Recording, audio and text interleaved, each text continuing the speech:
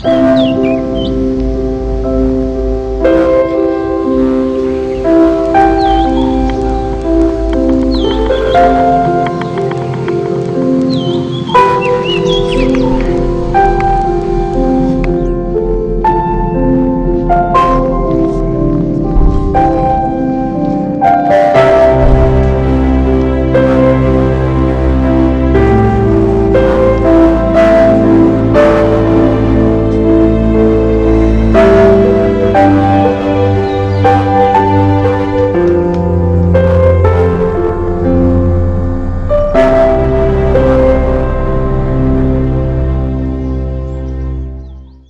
here we go. So I will read it out, and then Venerable Kusalanyana will translate into Sinhala afterwards. Bhante, what does it mean to go beyond one-pointedness? Okay, blessings of the Noble Triple Gem. What does it mean to go beyond one-pointedness? Okay. ස්වාමීන් වහන්සේ ඒකාග්‍රතාවයෙන් එහාට යනවා කියන එකෙන් අදහස් කරන්නේ කුමක්ද? Okay, so I am not sure exactly what you have in mind with this question, but the idea is, of course, that one-pointedness, which is samadhi, the idea is to use that samadhi to take you even further on the path. And what goes beyond samadhi is, of course, the deep insights, right? So beyond samadhi lies the deep insights, especially the insights that take you all the way to awakening, to nibbana itself. So that is perhaps what you mean by that, and that, of course. But once you get to one-pointedness, remember you're already very close to awakening here. Many other qualities that you have in samadhi are the same qualities that you have when you also attain awakening itself. So you're getting very, very close at this stage. So only a little bit further to go. එතරම් පැහැදිලි නැතුළු මොකද්ද ප්‍රශ්نين අහන්නේ කියලා ඒකාග්‍රතාවය one pointedness ඒකාග්‍රතාවය කියන එක සමාධියේ ස්වභාවයක් සමාධියෙන් එහාට තියෙන්නේ තවත් ගැඹුරු සමාධියක්මයි එතනින් එහා දිගටම නිවන දක්වාම ඔබ සමාධිය හරහා රැගෙන යනවා ඔබේ අවබෝධය ඔබ සම්පූර්ණ අවබෝධය ලබන්න ඉතාම ආසන්නයි සමාධියටපත් වුණා කියලා කියන්නේ ඔබට ඒ සමාධිය තුළ තියෙන බොහෝ ගුණ ඔබ අවබෝධ කරගන්න යන නිවන තුලත් නිවන ඒ අවබෝධයටත් අදාළ වෙනවා ඒ ගුණ තියෙනවා ඉතින් ඒ විදිහටයි ඔබේ සමාධිය පිළිබඳව ඔබ අවබෝධ කරගන්න ඕනේ ඒකාග්‍රතාවය ඔබේ අවබෝධයට ඉතාම ආසන්නව තියෙන ගුණාංගයක් කියලා සිහියට ගන්න. Okay, so this one here is an announcement. It says here there are papers provided in the blue plastic box to write. Over here it is. Okay, this is the blue plastic box. Okay, it is provided to write down the questions that you may have. So I'm asked to please take this up into the Q&A during the Q&A session. මේ නිල් පාට පෙට්ටිය ඇතුලේ කොළ තියෙනවා ඒ කොළ අරගෙන ඔබේ ප්‍රශ්න ලියලා අනිත් පාට පෙට්ටියට දාන්න කියලා පණිවිඩයක් ඒ ප්‍රශ්නයක් ලියන විදිහට ලියලා තියෙනවා. Okay. What is that one? To put your question. And the blue one is? You have blank papers in the blue one. Ah, I see. Okay, it's a complicated system. Two boxes. Okay, very good. Okay, next one. Venerable, do we wish and happiness to those who are causing us pain? Do we wish happiness to those who are causing us pain? Yes, why not? Can you translate? Please, yeah. ස්වාමීන් වහන්සේ අපි අපට දුක් කරදර කරන අයට අපි සතුට ප්‍රාර්ථනා කරනවද කියලා අහනවා ඇයි නැත්තේ කියලා අහනවා උන්වහන්සේ You can. It depends on if you are able to do so. It is a nice thing to do. It of course depends on so many factors, whether you are able to do that, how severe the pain is, how long it's been going on, and all these kind of things. But sometimes if it isn't too severe, it hasn't been going on for too long, you can still wish happiness even to those who are causing you pain. To be able to do that, you just have to remember that it's nothing personal.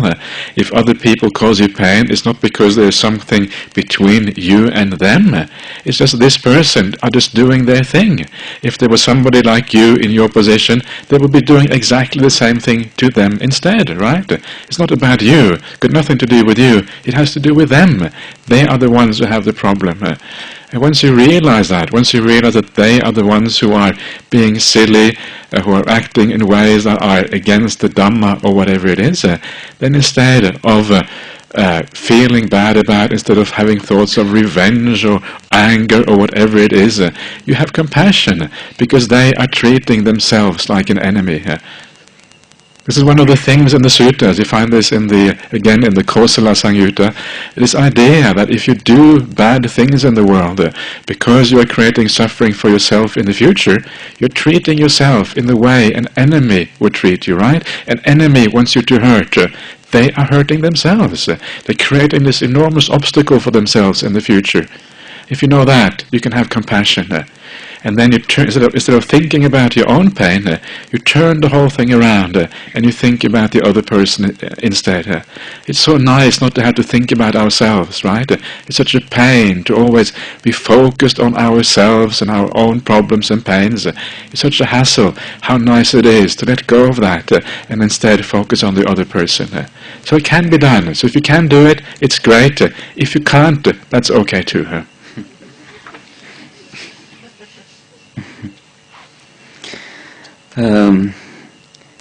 එතකොට පිළිතුර තමයි ඔබ කොතරම් සූදානම්ද ඒ කෙනාට දයාව කරුණාව යොමු කරන්න කියන එක සතුට යොමු කරන්න කියන එක කොයිතරම් ඔබ අපහසුයෙන් වුණත් එහෙම කරන එක තමයි හොඳ ඒ කෙනාට සතුට ප්‍රාර්ථනා කරන එක අපිට කොයිතරම් දුක් වේදනා ගෙන දුන්නත් ඒක කොයි විදිහටද කරන්න කියන එකයි වැදගත් ඔබට පුළුවන් පුජ්‍යලිකව ඒ ගන්නෙ නැතුව ආත්ම වශයෙන් ගන්න නැතුව ඔබ සහ ඒ පුජ්‍යලය අතර ගනුදෙනුවක් තියෙනවා කියලා හිතන්නේ නැතුව ඒ කෙනත් සාමාන්‍ය ස්වභාවය තුලයි ඉන්නේ කියලා හිතලා ඒ කෙනත් දුක තුලයි ඉන්නේ කියලා හිතලා ඒ කෙනාගේ ස්වභාවය විදියට දැකලා තමන්ගේ විදියට දකින්න නැතිව ඒ අයට සතුට ප්‍රාර්ථනා කරන්න අපිට පුළුවන් නම් ඒක හොඳයි ඒ අය තමයි මෝඩ විදියට හැසිරෙන්නේ ඒ අයට තමයි ධර්මය තේරෙන්නේ නැත්තේ අපි ඒ නිසා ඒ අයගෙන් ඒ අය පිළිබඳව තරහ ගන්නෙත් නැතුව සතුරු සිතවිලි ඇති කරන්නෙත් නැතුව ඒ අයගෙන් පරිගැනීමේ සිතවිලි හිතන්නෙත් නැතුව අපි මෛත්‍රිය යොමු කරන්න ඕනේ ඒ අය ඒ අයටම සතුරෙක් වෙලා තියෙන බවයි මෙතනින් අදහස් වෙන්නේ ඒ වගේම සූත්‍ර වලට අවධානය යොමු කරොත් කෝසල සංයුත්තේ තියෙනවා ඔබ නරක දේවල් කරනවා නම් ඔබටමයි ඔබ සතුරෙක් බවට පත් වෙන්නේ ඔබටමයි ඔබ විශාල බාධාවක් කරගන්නේ ඔබ ඒ නිසා කරුණාව යොමු කරන්න ඔබේ වේදනාවට වඩා ඒ අයගේ වේදනාවට ඒ ඔබ වෙනුවට ඒ අය ඒ ගැන හිතන්න ඔබට එහෙම කරන්න බැරි නම් ඒත් කමක් නැහැ කියලායි පිළිතුර. Okay. Next one. Bante, question number 1. Is there confirmation of how one knows that is their past lives? Is the confirmation of how one knows that there is past lives? Okay. කෙනෙක්ට තහවුරු කරගන්න පුළුවන්ද කොහොමද ඔබේ අතීත ජීවිත දකින්නේ කියලා තහවුරු කරගන්න පුළුවන්ද? I'm not sure exactly what you mean by confirmation here. There could be confirmation in many different ways. One way that there could be confirmation is if you remember all the details of a past life, right? And then you go back into the records and you see that this person actually existed. Just like they do the very famous Dr. Ian Stevenson, who did the research into small children who remember their past lives. And then he would go out and see if actually these people existed that they remember. Did they have a house like that? Did they have such and such names and all these kind of things? So you can do the same. If you actually remember something, that especially if it comes from deep samadhi and it's a very clear experience of a past life, you can actually check out the details if you wanted to. So that is one way of confirming, but really when you have this kind of experience of remembering a past life, you don't need any confirmation because it is very, very clear. You can see what is happening. It's not like just a memory, right now you might remember what you had for breakfast this morning. You might have a rough idea of what you have done throughout the day, right? But even that memory is quite vague compared to the memory you have if you remember past lives. It is based on incredibly powerful mindfulness, often from the fourth jhana. The mind is incredibly powerful. And when you go back, it's like you're reliving it. You're going back to those experiences like you're doing them again. It's an incredibly strong memory. This is how I understand this. Very, very powerful memory. And you have no doubt that this actually was you. And not only is it a powerful memory, but what you are saying, and this is what you can see when you read the explanation for how the memory of past life, how it happens, what you see is you see yourself living in one life, and you see all the things that happen to you, what kind of nourishment you have, what kind of food you're eating, what kind of happiness, what kind of suffering you had, the length of your lifespan. You see yourself dying, you see yourself re-rising in a new life, you see all the details of that life, you see yourself dying there, until you reach this life. You see yourself getting reborn in this life, right? So you see the whole sequence of cause and effects, how you move from one life to the next one, and eventually come here. It's not some kind of random memory. It's a very systematic cause and effect series of the past into the present. And when you see that, you don't have any doubt anymore. How do we know that the memory in this life is accurate? Because it fits the narrative, the overall narrative. If you have a memory that's a bit strange, well, maybe you can discard it as being false or whatever. In the same way, the past life, you see an overall narrative, overall sequence of things that turn out to, that are very logical and kind of coherent, and they all work together until then you reach the present life. There is no doubt there anymore that this is a real memory. මේ අතීත ජීවිත තහවුරු කරගන්නවා කියන එකෙන් අදහස් වෙන්නේ මොකක්ද කියලා උන්වහන්සේ දන්නේ නැතිලු. නමුත් එක විදියක් තමයි සියලුම අතීත ජීවිතය පිළිබඳව සියලුම දත්ත අපි හරියටම දැන ගැනීම. හරියටම ඒ විස්තර දන්නකොට අපිට තහවුරු වෙනවා ඉබේම මේ තමයි අතීත ජීවිතය කියලා.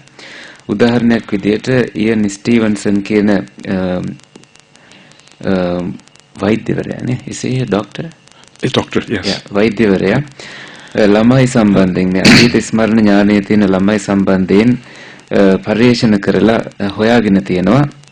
එහෙම ළමයි ඒ අතීත ජීවිත අනාවරණය කළාම එහෙම ගෙවල් ඒ වගේ නම් වලින් අය ඉඳලා තියෙනවා කියලා. ඒ වගේම තමයි තවත් ක්‍රමයක් අපිට දැනගන්න පුළුවන් ගැඹුරු සමාධියකට ගිහිල්ලා ඒ ගැඹුරු සමාධිය තුළින් අපි දකින දේ අනුව ඒ දකින පිළිවෙල අනුව තහවුරු කර ගැනීම සැකයක් නැතිවම ඒ දැක්ක ගමන් ඔබට තහවුරු වෙනවා. තහවුරු කර ගැනීමක් අවශ්‍ය නැහැ. මේ අතීත ජීවිතම තමයි කියලා. මුළු අතීත ජීවිත අත්දැකීමම පිළිවෙලින් එකින් එකට දිගහැරෙනවා. එතකොට ඔබට ප්‍රබල අත්දැකීමක් විදියටයි එය දැනෙන්නේ. ඒ නිසා වෙනත් තහවුරු කිරීමක් අවශ්‍ය වෙන්නේ නැහැ.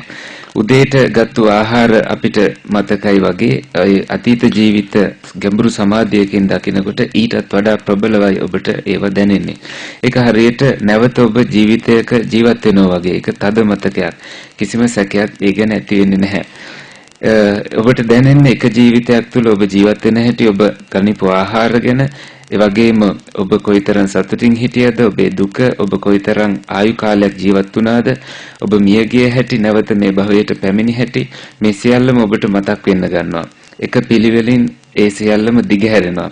ඒක නිකන් හිටි ගමන් මතුවෙන මතකයක් වගේ නෙමෙයි. සියලුම හේතුඵල අනුව එකින් එක ඔබට දක ගන්න පුළුවන්.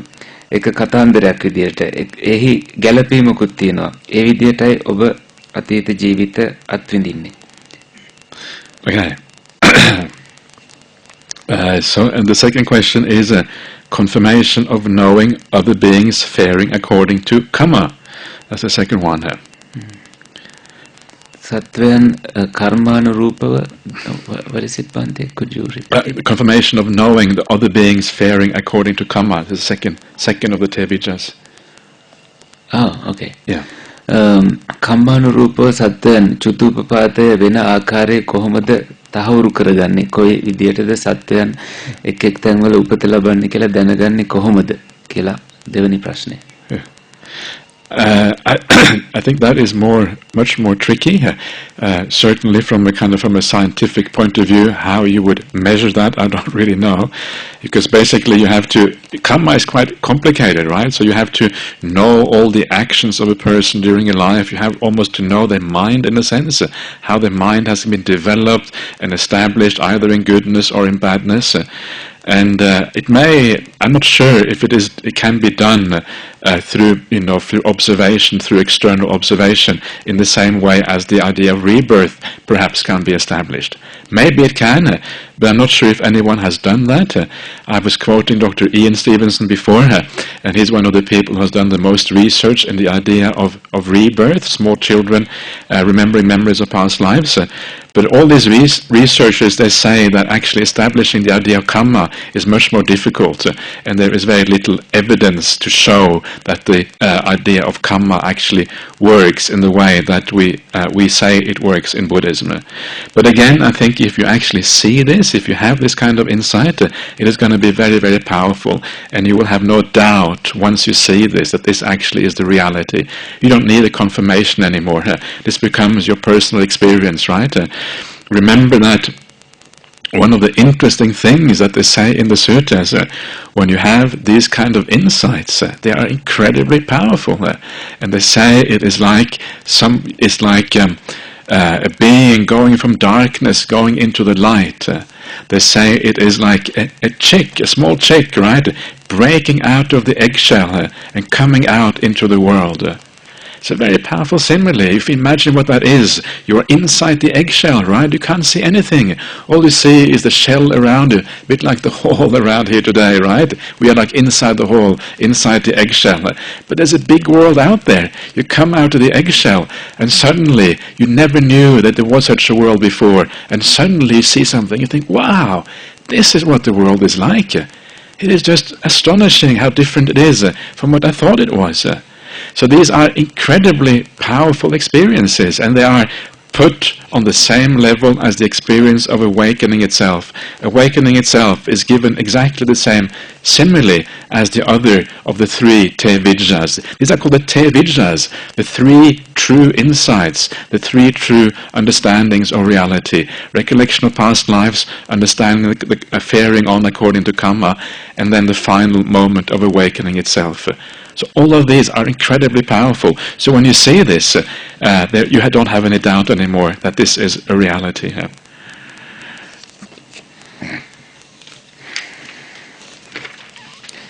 මේ ප්‍රශ්නයත් මේ ටිකක් උපක්‍රමශීලී ප්‍රශ්නයක්. විද්‍යාත්මකව උනත් කර්මය හරිම සංකීර්ණයි කියලා අපිට හිතන්න වෙනවා. ඒ අපිට කෙනාගේ කර්මානුරූප උපත මරණය සිද්ධ වෙන ආකාරය දැනගන්න නම් ඒ කෙනාගේ සියලුම ක්‍රියාවන් පිළිබඳවත් මනස වැඩ කරපු ආකාරය පිළිබඳවත් දැනගන්න වෙනවා. ඒත් බාහිර සාධක මැත්තේ ඒවා තීරණය කරන්න අපහසුයි. පුනර්භවය තීරණය කරනවා වගේ එහෙම අපහසුයි. ඒ වගේම ඉයන් ස්ටීවන්සන් කියන වෛද්‍යවරයා ළමයි සම්බන්ධයෙන් පර්යේෂණ කරලා තහවුරු කරලා ප්‍රකාශ කළා තියෙනවා, අදහස් දක්වලා තියෙනවා මේ කර්මය උනත් අපි බෞද්ධයෝ හිතන විදියටම නෙමෙයි ක්‍රියාත්මක වෙන්නේ කියලා.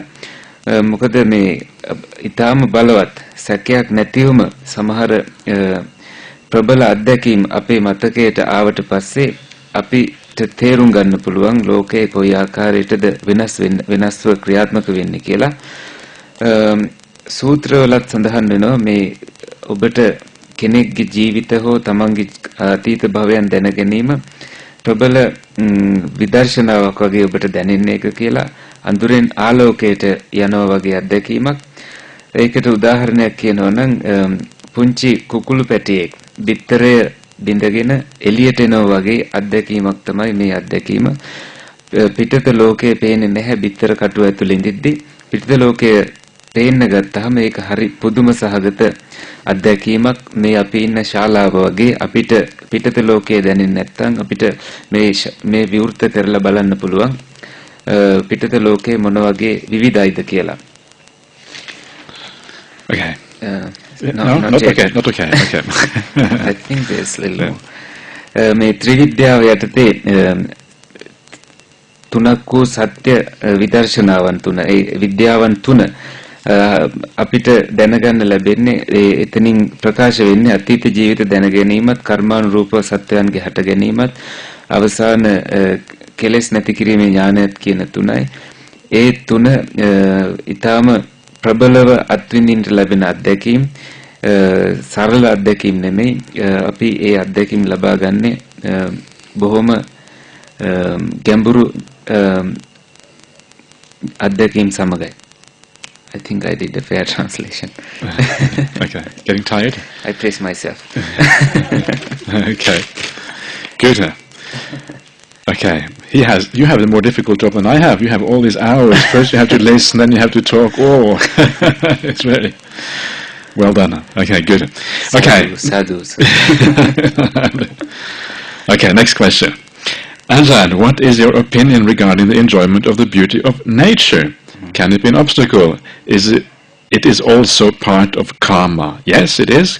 It is quite true. It is part of karma because when you enjoy these things, it's part of the sensory world. It goes through your senses. You see nature, you experience nature. Yeah. But it is a very refined type of karma, and this is why it can be useful to enjoy nature. One of the things that has always struck me and struck many other people is the fact that you see some of the greatest arahants at the time of the Buddha. One of the greatest ones, of course, being Mahakassapa. And Mahakassapa has verses in the Theravada. Theravada is the collection of verses of the senior monks at the time of the Buddha. The Therigata is the collection of verses of the senior nuns, the bhikkhunis at that time. And Mahakassapa's verses are all about nature, about enjoying nature. He lived on this mountain crag, about the birds soaring in the air, about the nature and all these kind of things. And it's very beautiful. And he was an arahant, right? And he obviously enjoyed nature, the peace of nature. So I think the point is that very often when we come from very busy lives and we are involved in very coarse forms of karma in the daily life, then moving on to nature is a very refined type of karma. It's not the type of karma of sensuality that you get attached to. You might get attached to the peace, right? But that is good. But you don't get attached to the actual karma itself, the objects of nature. It is more the feeling, and nature draws you towards spiritual aspects. It makes you feel peaceful. It makes you feel at ease. It makes you feel relaxed. And this is why it is very useful to make a transition from the more coarser things in life to the more refined things. Eventually you have to go beyond nature, right? When you sit down and you meditate, you go beyond that. But it's like a stepping stone you can use in the right direction. And this is true of all karma. There are different levels, and you can use the more refined levels of karma as stepping stones to the more, to even more refined meditation states. Say you come home from work, right? You feel a bit stressed out. You had a bad day at work. People were arguing with you or whatever. And then you go home and you put on some very refined music, perhaps some Buddhist chanting, something that you find peaceful, right?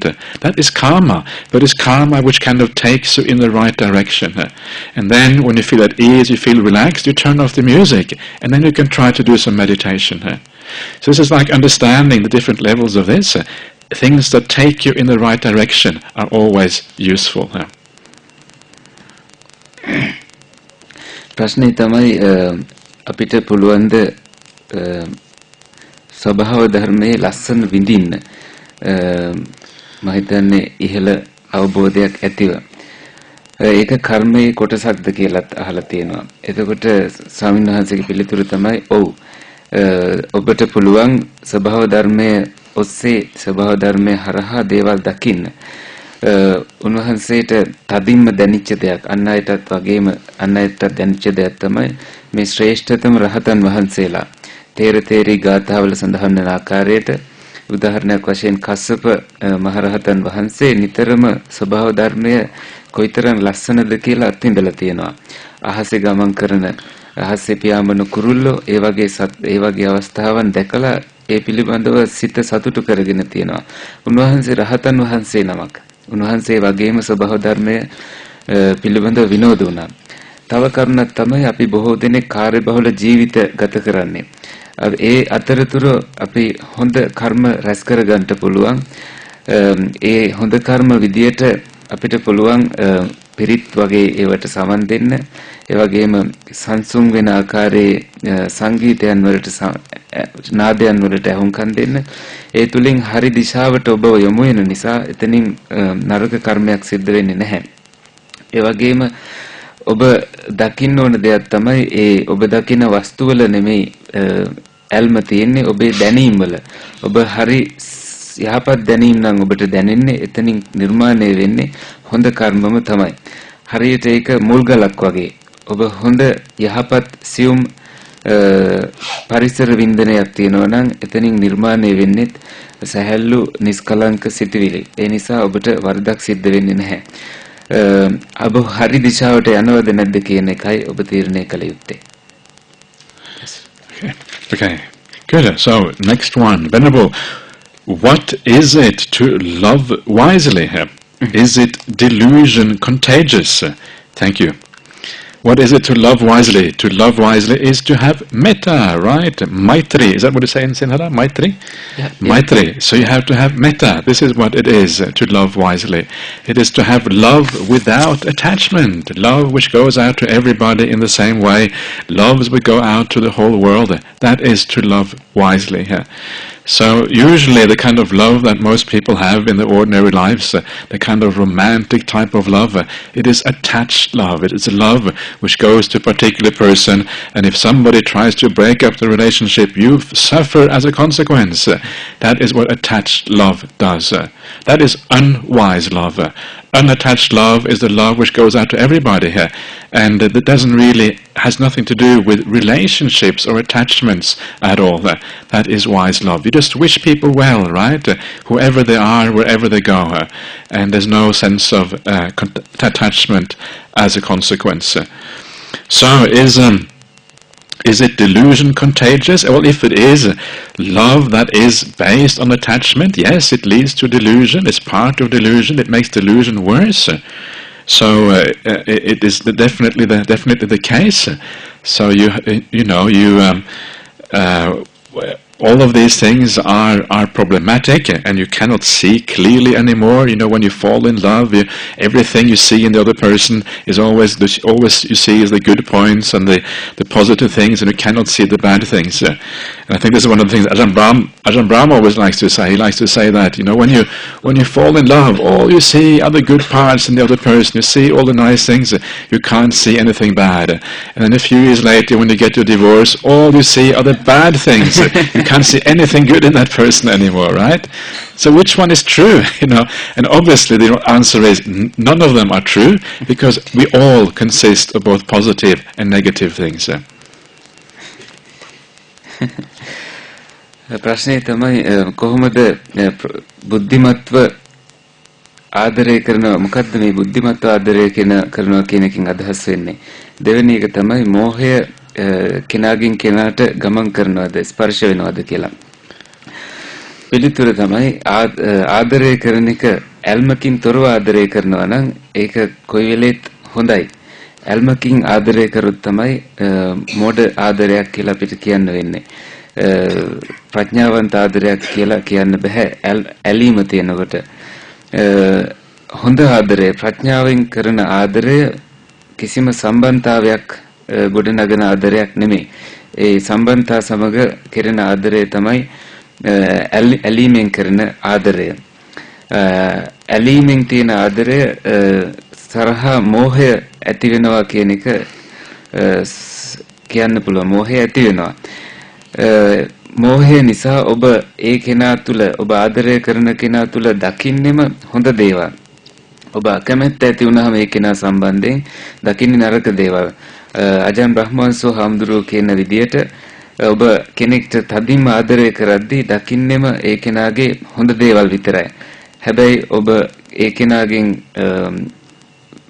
දික්කසාද වෙන්න හදද්දී ඔබ ඒ කෙනා තුල දකින්නෙම නරක දේවල් විතරයි.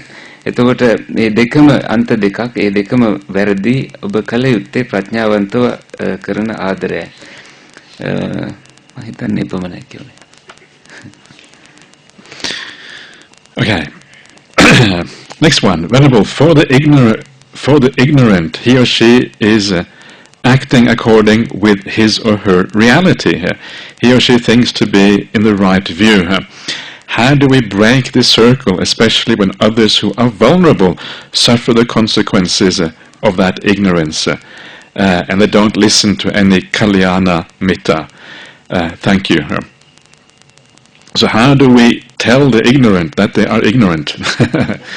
How do we get them out of that delusion that they are under? That is the question here. And it is very, very hard, because if you are ignorant, that ignorance is itself it's a kind of self-protecting mechanism, right? You're ignorant, sometimes you don't really want to know, you're not able to know, you don't have the qualities that enable you to understand what is going on.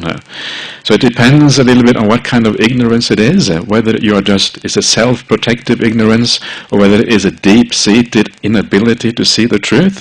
If it is more a self-protective kind of ignorance, you don't want to hear because you're protecting your sense of self or something inside of you, that kind of ignorance sometimes you can help people to break out of, because there may be times when they feel safe, when they feel secure, you kind of feel the right occasion, and when you feel the occasion is right, that they are ready, they're not defensive, they're open to hear about what you have to say, then you can say things, and then they may be able to listen to what you have to say. So very often it's about finding the right occasion. If you can find the right time, then people will be ready when the time is right. So you just have to be very sensitive, right? You have to feel the right time, and then maybe you can bring up the subject. But if it is a much deeper sense of ignorance, where really they cannot really see, because they just, it's just impossible for them to really understand. It's like going to somebody who believes in God, right? If that feeling of God is very deep-seated, you're not going to be able to convince them otherwise. There's just no way. It is a very deep-seated feeling, and you can argue as much as you like from a Buddhist point of view, but if that is their view, nothing is going to change their position on that thing. So you just have to feel it out and see what you can do. Sometimes you can't do anything, and if you can't do anything, you're just going to have to let go, unfortunately, sometimes. Could you kindly read the question once again for me? Read the question, okay. For the ignorant, he or she is acting accordingly with his or her reality. He or she thinks that they are in the right view. How do we break this circle, especially when others who are vulnerable suffer the consequences of that ignorance? අපි අවිද්‍යාවෙන් වෙලෙලා ඉන්න කෙනෙක්ට ඒ අවිද්‍යාවෙන් ඉන්නේ කියලා කියන්නේ කොහොමද? ඒ අය හරි දැක්මකට ගේන්නේ කොහොමද? ඒ අය අවිද්‍යාවේ ඉන්නේ කියලා ඒ අයට ඒ උදව්ව කරන්නේ කොහොමද? ඒ රාමුව තුලම ඉන්න අනිත් අයටත් ඒ ගැන දැනුම් දෙන්නේ කොයි විදියටද කියලා වගේ ප්‍රශ්නයක් අහලා තියෙන්නේ. පිළිතුර තමයි බොහෝ වෙලාවට අවිද්‍යාවෙන් ඉන්න අය තමන්ව ආරක්ෂා වෙන විදියට නම් තමන් ඒ මෝහයෙන් අවිද්‍යාවෙන් වෙලිලා ඉන්නේ. ඒක ඒ අයට ටිකක් උදව් කරන එක ඒ වෙලාව තුල ටිකක් අපහසුයි. ඒ වගේම අපි දැනගන්න ඕනේ අවිද්‍යාව කොයි වගේ කොයි මට්ටමටද තියෙන්නේ, කොයි ආකාරයකටද අපි අවිද්‍යාව ඒ අයට තියෙන්නේ කියලා දකින්න විදියත් සමහර විට වෙනස්. ගොඩක් වෙලාවට ස්වයං ආරක්ෂාවට එහෙම අවිද්‍යාවේ ඉන්නවනම් ඒක බින්දින්න ටිකක් අපහසුයි. ඒ අය එතනදී සූදානම් නැති නිසා. ගොඩක් වෙලාවට ඒ අය සූදානම් වුණාම තමන්ව ආරක්ෂා කරනවට වඩා ඒ අය විවෘත භාවයටපත් වුණාම හරි වෙලාවෙදී ඔබට පුළුවන් ඒ අයව අවිද්‍යාවෙන් මුදවා ගන්න. හරි වෙලාව හොයාගන්න එකයි වැදගත්ම වෙන්නේ. එතෙක් ඔබ ඒ අය පිළිබඳව සංවේදී විය යුතුයි. උදාහරණයක් විදිහට දෙවියන් පිළිබඳව තදින්ම විශ්වාස කරන අයට එහෙම නැහැ කියලා ඒත්තු ගන්න එක අපහසුයි. ඒ වගේ වෙලාවට අපිට හරි වෙලාව වෙනකන් ඉන්න සිද්ධ වෙනවා. ඔබට කුමක්ද කරන්න පුළුවන් කියලා දැනගන්න. ඒ අයට උදව් කරන්න බැරි නම් කරන්න තියෙන්නේ අතහැරලා දාන එක පමණයි. Thank you. Okay. Next one. Dear Ajahn, if Kama Chanda and Vyapada are the most crucial hindrances, why aren't the Asubha and meditation practices given more prominence? shouldn't they always be practiced before and after anapanasati? May the triple gem blessings be with you always. Okay. The reason, it all depends on where you are on the path. So it all depends on how many hindrances you have left in you, how powerful they are. For some people the hindrances are naturally very low, and you have practiced for many years, you may already have subdued them a lot. And if they are very low and very subdued, you can go straight to anapanasati, and whatever hindrances remain, they will disappear during the practice of anapanasati itself. Right? Remember, anapanasati cannot help you to get rid of the coarse hindrances, because the coarse hindrances will not enable you to establish any mindfulness in the first place. But anapanasati can help you to get rid of the refined hindrances that remain in the mind after mindfulness is quite strong.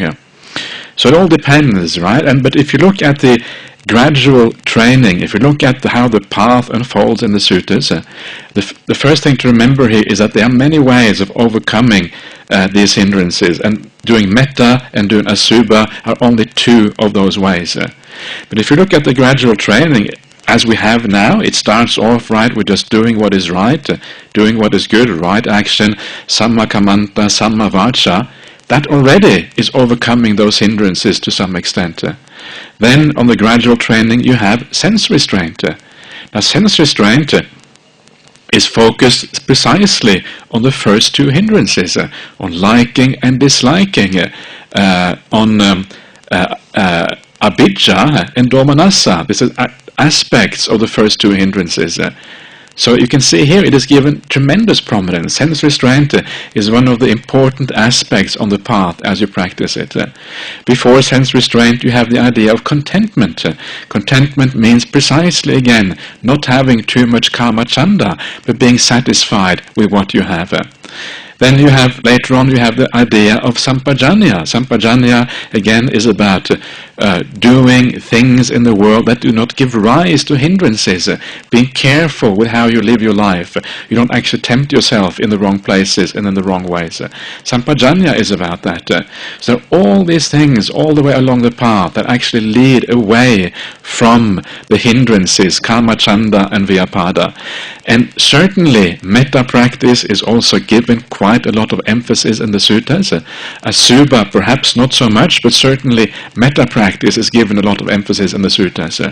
And then there are other ways of dealing with metta. There are the suttas that talk about kama chanda in a more general sense, about karma in a general sense, the dangers of the karma world, how to contemplate karma, how to get rid of vyapada. There are suttas about all of these things, and very often they're not actual meditation practices, but they are reflections, the ways to contemplate and look at the world. And these are perhaps just as powerful, maybe more powerful than the meditation practices themselves. They should be used all in conjunction with each other. So I think that it is not quite the case that this is not emphasized. Actually, it is emphasized a lot on the gradual path. කාමචන්දය ව්‍යාපාද කියන දෙක තදින්ම පුහුණුවේදී බලපානවා නම් ඒ දෙක ආනාපාන සතියෙන් පස්සේ ඒ දෙක තුනී කරගන්න අසුභයත් මෛත්‍රියත් භාවිත කරන්න ඕන නේද? අනිවාර්යයෙන්ම භාවිත කරන්න ඕන නේද කියලා වගේ ප්‍රශ්නයක් අහලා තියෙන්නේ. පිළිතුර තමයි එය පදනම් වෙන්නේ ඔබේ නීවරණ කොපමණ තියුණුව කොපමණ බලවත්ද කියන මට්ටමේ හැටියට සහ ඔබ භාවනාවේ කොතනද රැඳී සිටින්නේ කියන එක අනුවයි. ආනාපාන සතියෙන් ඔබට දෘಢ නීවරණ සම්බන්ධයෙන් උදව් ගන්න බෑ. ආනාපාන සතියෙන් උදව් ලැබෙන්නේ සියුම් වුණාට පස්සේ කෙලෙස් සියුම් වෙලා තියෙන මට්ටමේදී ඒ සියුම් කෙලෙස් තුනී කරගන්නටයි ආනාපාන සතියෙන් උපකාර ලැබෙන්නේ. ඊටත් කලින් සිහිය ස්ථාපිත වෙලා තියෙන්න ඕනේ. සිහිය හොඳට මතුවලා තියෙන්න ඕනේ. ඊට පස්සේ තමයි ආනාපාන සතිය හරහා සියුම් වූ ක්ලේශයන් දිහා අවධානය යොමු කරලා ඒවත් එක්ක භාවනාවේ දියුණු කරගන්නේ.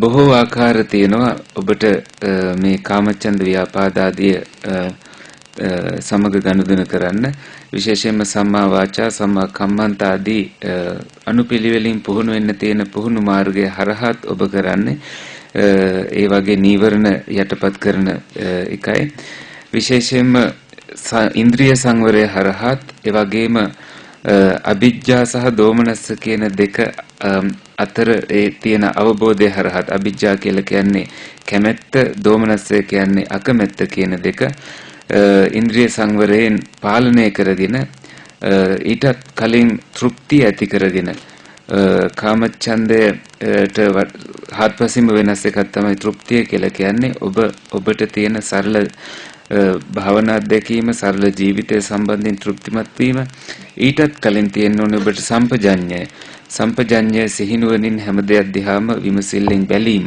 මෙන්න මේ අනුපිළිවෙලින් අපි එන භාවනා මාර්ගයේ අනුව තමයි ඔබේ පුහුණුව ඔබ සකස් කරගන්නේ ඒ වගේම මෛත්‍රියට දැඩි අවධානයක් දීලා තියෙන සූත්‍රවල අසුබයට ඒ තරම් නැති වුණත් නමුත් මේ දෙකම අපි අනුපිළිවෙලින් දකින්න භාවනා විදියට එකිනෙක reflections වචනයක් මොකද්ද reflections කියන එක මෙනෙහි කිරීම මේ මෛත්‍රියත් අසුබයත් කියන දෙක මෙනෙහි කිරීම වශයෙන් තමයි අවධාරණය කරලා තියෙන්නේ මේ හැම එකක්ම එකටයි අපි භාවනා භාවිත කරන්නේ කොතනදද භාවිත කරන්නේ කියලා විශේෂ නිර්ණායකයක් නැහැ නමුත් අපිට පුළුවන් ඒ භාවනාවත් අනිකුත් අනුපිළිවෙලින් පුහුණුවත් ඔස්සේ ගිහිල්ලා අපේ භාවනාව දියුණු කර ගන්නට. Yes, done. Okay, that was the last question. We have a few more here. Okay, sure. You can pick as much as you want. Or I can ask the English ones. Is it okay? I ask some. Sure, of course, yeah. Why some monks did not delight in the Mulapariyaya Sutra? Okay. I think it is explained, in the commentary to that sutta, it is explained that there were some monks who were deluded about, they thought they were awakened or enlightened or had some understanding of the Buddha's teachings. And then the Buddha kind of gave this powerful discourse, the Mulapariyaya Sutta, and showed them that they were deluded, they didn't really understand. Apparently they were Brahmins or something like that, and they were kind of proud. And then when they were kind of shown that they were wrong, they felt kind of deflated and perhaps a little bit embarrassed, so they didn't delight in that sutta. It's interesting, it's the only sutta in the whole canon where at the end it says the monks were not delighted with that sutta. මූලපරියාය සූත්‍රයේදී දේශනාව අවසානයේදී භික්ෂුන් වහන්සේලා සතුටටපත් උනේ නැහැ කියලා සඳහන් වෙනවා. ඒ ඇයි කියලා අහනවා.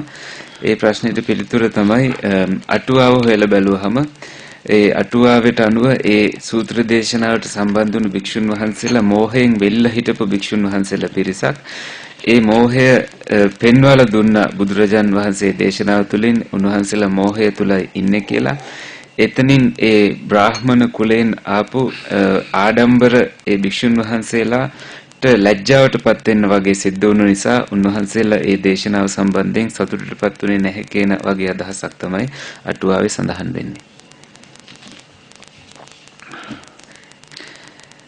පින්වත් ස්වාමීන් වහන්සේ ආනාපානසති භාවනාවේදී ආරම්භ කර සල්ප වේලාවකින් පසු අරමුණට සිත ඒකාග්‍ර වී නාසය තුලම සිත පවතී.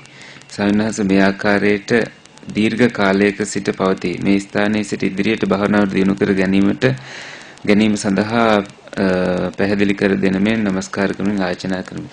Venerable sir, when I do the Anapanasati meditation, after a little while, my mind focuses in the object of meditation and the mind remains inside the nostrils and it remains for a long time. And I cannot take it forward. Kindly explain to me how to carry my meditation on without remaining there. Thank you. Did you get the idea? Okay, so you're stuck. Your mind is in the nostrils. I like that translation. You're stuck in your nostrils. Very interesting. I think basically you're just going to have to be patient, right? You have to stay there and then allow it to develop. Sometimes what you do, the reason why it gets stuck sometimes is because there isn't enough happiness there isn't enough joy with the breath. Joy is usually what takes it forward. And so you want to develop your meditation further. Try to give rise to a bit of joy in your meditation practice. See the breath as your friend. See the breath as a companion in your meditation practice. Have a sense of metta towards your breath. Thank you for being my companion on this path. It's like when you're there with your breath. It's just you and your breath. There's nothing else in the whole world, right? So if you're not friendly with your breath, then it gets very difficult. So you have to be friendly with your breath. See your breath in a positive way. And then I can perhaps give a little bit of positiveness which may take your meditation further. Be careful. Sometimes when you are stuck like that in the breath, maybe it is because you're using too much force. If the mind is using too much force, it means it is one of the reasons why there is no joy arising in the mind. You're using force, you're forcing it onto the nostrils, right? And you're kind of able to hold it there for a long period. But because you're using force, joy is very unlikely to arise. So one possibility there is that you need to relax a little bit more, to kind of just to step back a little bit. What does it feel like when you're watching the breath? Does it feel kind of stiff and hard, or does it feel really relaxed and nice? Right? If it feels really relaxed and nice, really kind of at ease, then it is right. If it does not feel really at ease, if it feels a little bit, using a bit too much pressure there, then maybe that is the reason why you can't go any further, and you just need to relax a little bit.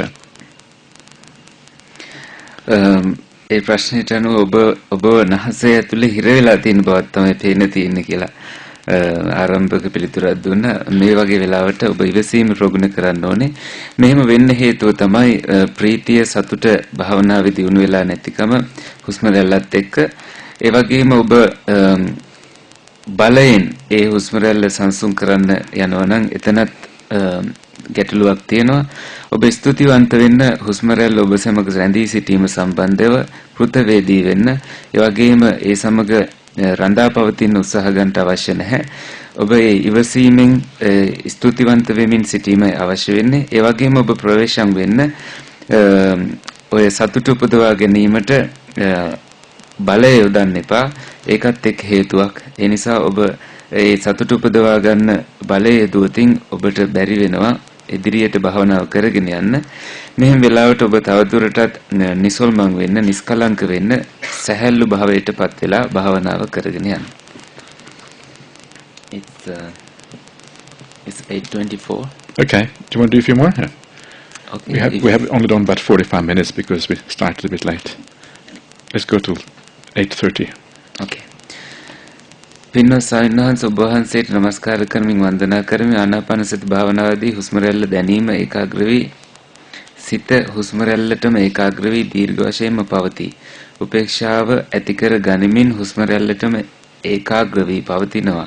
ඉන් අනතුරුව ඉදිරියට යන මාර්ගය නොදැනී අනුකම්පා කර පැහැදිලි කර දෙන්න. Same handwritings.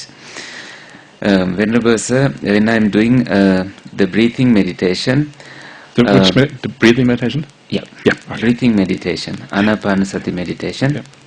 Yeah. The breath settles down and it remains for a long time. The breath, so the feeling of breath becomes one-pointed and it remains for a long time. After that, you build up upekha, and there occurs upekha, and then you remain for some time. And how do you practice meditation further? Kindly explain. Did you get the idea? Yes. Yeah, I think so. Yeah. So you have upekha. I think what you need again is more joy, right? Is it joy? Is at this stage in the meditation it's too early to have upekha. Upekha should come much later, after the jhanas, that sort of thing. At this stage you need more happiness. So basically the same answer as I gave with the last question here. කලින් පිළිතුර වගේම මේ පිළිතුර මෙතනට ලබා දෙන පිළිතුර තමයි ඔබට අවශ්‍ය වෙනවා තවදුරටත් ප්‍රීතිය දියුණු කරගන්න ධානයෙන් පසු උපේක්ෂාව මතු වුනහම ඔබට පුළුවන් ප්‍රීතිය මතු කර ගැනීමෙන් ඔබේ භාවනාව ඉදිරියට කරගෙන යන්න.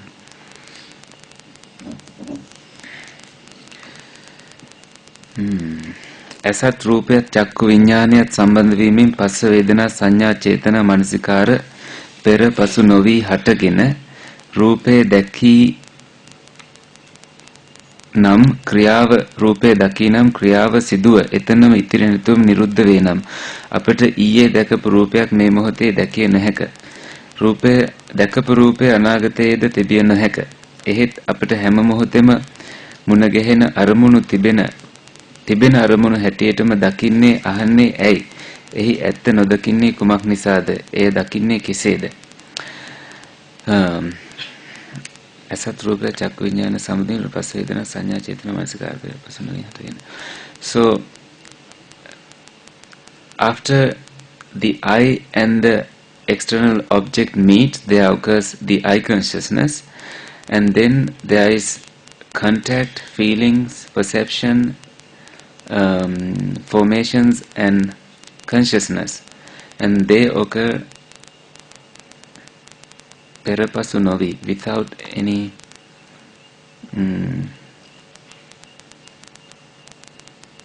any past and future, perhaps. Perapasu novi. And the form this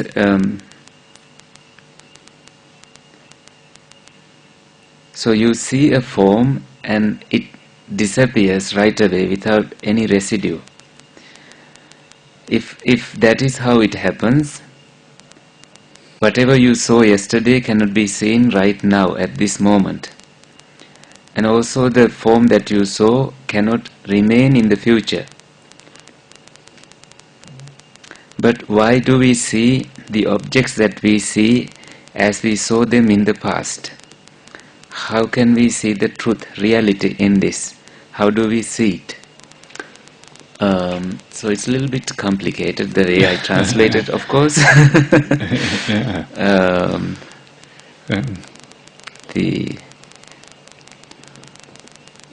So the idea is something like this. So you have eye consciousness depending on the eye and the outer object, and then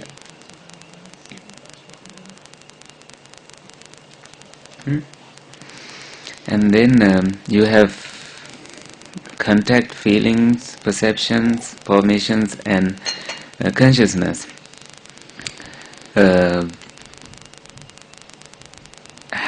So I will translate literally. Perapasu novi means something like at once. Yeah. Okay, got it. Okay, so contact, feelings, perception, formations and consciousness arise at once, all together.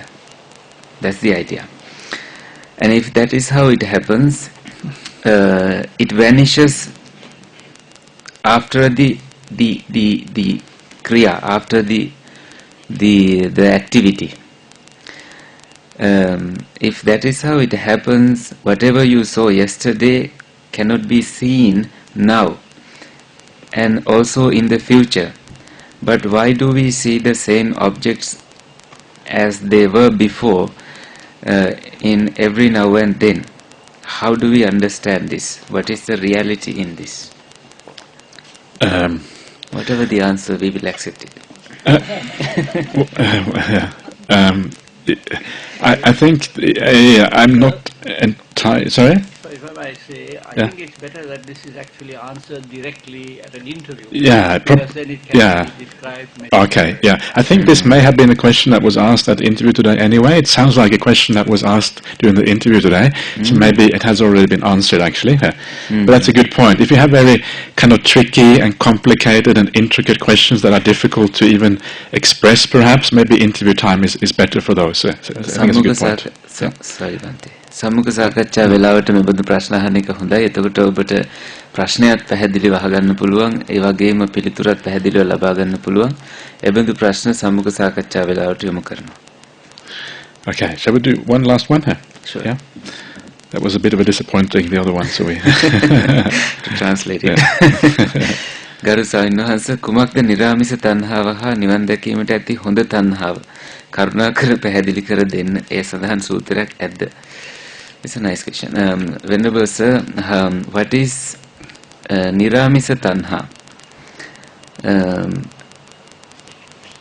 And what is the craving that is conducive to nibbana? Kindly explain. And is there a sutta that explains these types of cravings?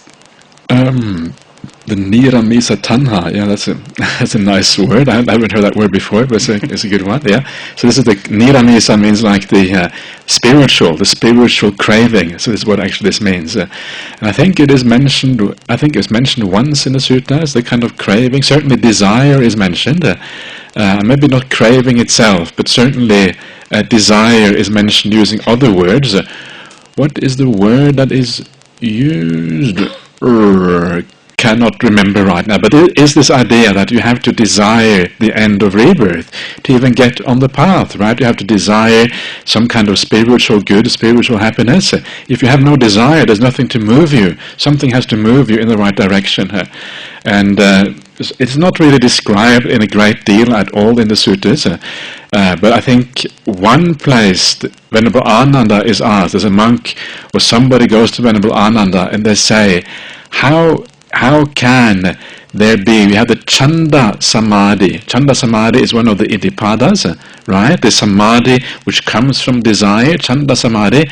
And this person asks Venerable Ananda, how can desire lead to the end of desire, right? If you have Chanda Samadhi, that is supposed to take you then to the end of desire, at the end of the path. You understand what I'm saying? Chanda Samadhi is one of the factors for attaining Samadhi. So how can desire take you to the end of desire?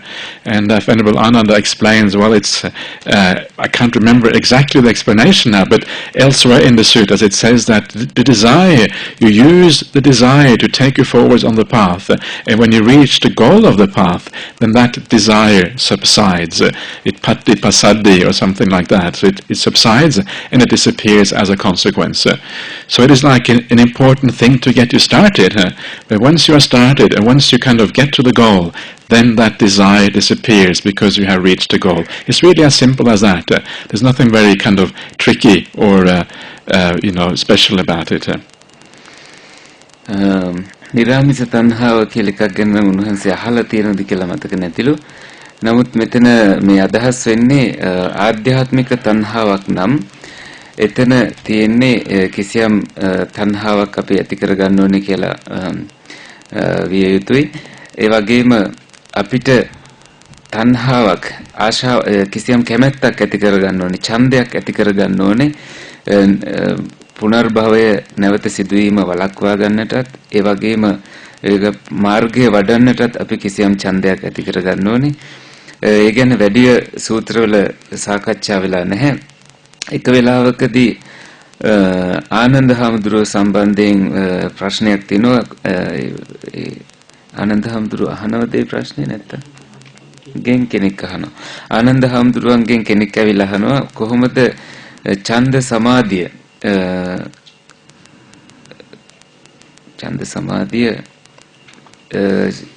ඡන්දේ නැති කරන්න භාවිත කරන්න කියලා. ඒක ඉද්ධිපාදයක්. ඉතින් ඒ සම්බන්ධව පිළිතුර කුමක්ද ලැබුණේ කියලා උන්වහන්සේට හරි මතකයක් නැතිලු. එතනින් අදහස් වෙන්නේ නිකන් කැමැත්ත නැති කිරීමට භාවිත කරන්නේ කොහොමද වගේ ප්‍රශ්නයක්. නමුත් තවත් තැනක සඳහන් වෙනවා මේ ඡන්දය කැමැත්ත ඇති කරගෙන අපි ඉදිරියට භාවනාව කරගෙන ගියාම මේ කැමැත්ත යටපත් වෙලා පටිපස්සද්ධි යටපත් භාවයටපත් වෙලා අපේ භාවනාවේ ප්‍රතිඵල ලැබෙන්න පටන් ගන්නවා කියලා ඒ විදියටයි අපි මේක තේරුම් ගන්න ඕනේ කියලා උන්වහන්සේ පිළිතුරු දුන්නා.